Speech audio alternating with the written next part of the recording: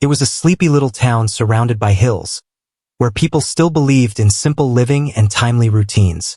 In this town lived a man named Rutten, a middle-aged tailor known for his unmatched skill with a needle and thread. He wasn't rich, but he had more than enough customers to keep his hands busy and his family fed. His little shop sat at the corner of the market road, its faded red sign barely hanging on, swaying gently with every passing breeze. Rutten had a habit of ignoring small things that didn't seem important at the moment. He always said, "There's time for that later." His customers loved his work but often complained about delays. If a shirt had a loose button, Rutten would say, "I'll fix that after stitching the new order." If his scissors became blunt, he'd delay sharpening them until they barely cut the fabric. One evening, just before closing time, a well-dressed man came to his shop. He held in his hands an expensive-looking coat. "It's just a small tear under the sleeve," the man explained. "Please fix it quickly. I need it for a wedding tomorrow." Rutten glanced at the tear.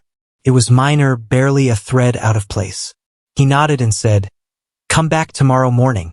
It'll be done." After the customer left, Rutten carefully placed the coat on his work table. But then he saw the new orders that had come in that morning. A couple of trousers, a school uniform, and a blouse. "I'll finish these first," he told himself. "That tear is tiny. I'll fix it last. It'll only take a few minutes." Night fell and Rutten was tired. He packed his things, glanced once at the coat, and decided he'd get up early the next morning and stitch it before the man arrived. But that night, a heavy storm swept through the town. The wind howled, rain slammed against rooftops, and in the morning, Rutten found the front window of his shop had blown open. Rainwater had seeped in, soaking everything. His fabrics were wet, the threads tangled, and the customer's coat lay on the floor, soaked through and muddy. Panic gripped Rutten. He tried cleaning the coat, but the mud left a stain. He patched the tear, but the dampness had stretched the fabric, making it look uneven. When the customer returned and saw the state of his coat, his face darkened. "This coat cost me more than your whole shop is worth," he shouted. "You said it would be fixed." Rutten tried to explain, to apologize, but the man didn't listen. He left in anger, promising never to return and to tell others never to trust that shop again. News spread quickly in small towns. In the days that followed, fewer people came to Rutten's shop. His reputation, built over years, began to slip away because of one small delay, one tiny tear he didn't repair in time. As the days passed, Rutten sat in his empty shop, staring at the broken window, the muddy coat now hanging in the corner. He thought about all the times he had postponed small tasks, thinking they didn't matter much.